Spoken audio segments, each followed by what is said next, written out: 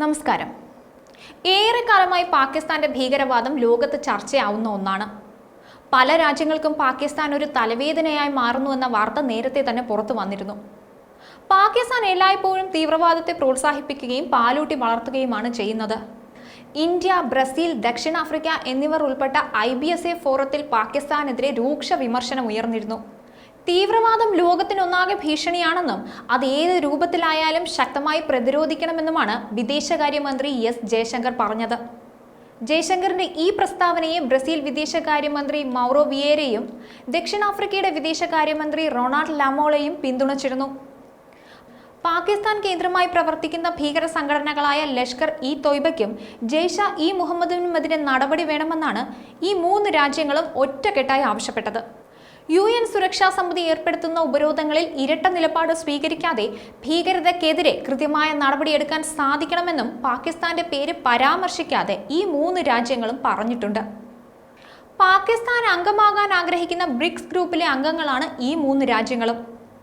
ലോകത്തിന്റെ എല്ലാ ഭാഗങ്ങളിലും തീവ്രവാദം എന്ന വിപത്ത് പടർന്നു പിടിക്കുന്നുണ്ടെന്നും തീവ്രവാദികളുടെ സുരക്ഷിത താവളങ്ങൾ ഇല്ലാതാക്കേണ്ടത് അത്യാവശ്യമാണെന്നുമാണ് ഇന്ത്യ, ബ്രസീൽ, ദക്ഷിണാഫ്രിക്ക എന്നിവർ ഉൾപ്പെട്ട IBS ഫോറം അടിവരയിട്ട് പറഞ്ഞത്. ഭീകരതയ്ക്കെതിരെ ലോകം ഒറ്റക്കെട്ടായി നിൽക്കണം.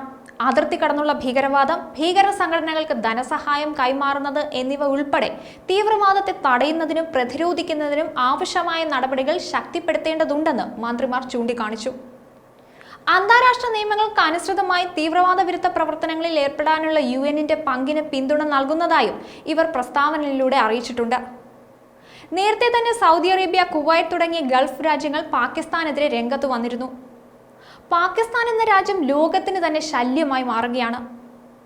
ഭീകരവാദം കാരണം ലോകത്തിന്റെ മുൻപിൽ തലകുനിഞ്ഞു നിൽക്കുകയാണ് പാകിസ്ഥാൻ. പാകിസ്ഥാന്റെ ഭീകരവാദം ലോകത്തിന് തന്നെ ഭീഷണിയായി മാറുകയാണ്.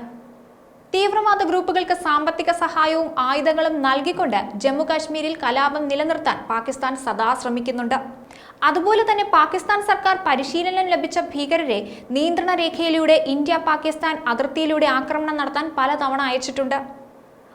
ലോകത്തിലെ ഏറ്റവും സജീവമായ തീവ്രവാദ ഗ്രൂപ്പുകളുടെ സ്പോൺസർ പാകിസ്ഥാൻ ആണെന്നുള്ളത് ഒരു പ്രധാനപ്പെട്ട വസ്തുതയാണ്. അതിൽ നിന്ന് പാകിസ്ഥാൻ ഒളിച്ചോടാനാകില്ല. അന്താരാഷ്ട്ര സമൂഹത്തിന്റെ ശക്തമായ മുന്നറിയിപ്പുകൾ അവഗണിച്ച് നിരവധി തീവ്രവാദ ഗ്രൂപ്പുകൾക്ക് പാകിസ്ഥാൻ പിന്തുണ നൽകിയിട്ടുണ്ട്.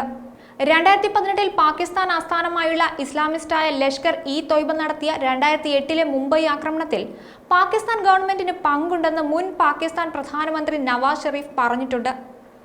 2019 ജൂലൈയിൽ പാകിസ്ഥാൻ പ്രധാനമന്ത്രി ഇമ്രാൻഖാൻ അമേരിക്ക സന്ദർശിച്ചപ്പോൾ പാകിസ്ഥാൻ മണ്ണിൽ 30,000 മുതൽ 40,000 വരെ സായുധ ഭീകരർ പ്രവർത്തിക്കുന്നുണ്ടെന്ന് തുറന്നു പറഞ്ഞു.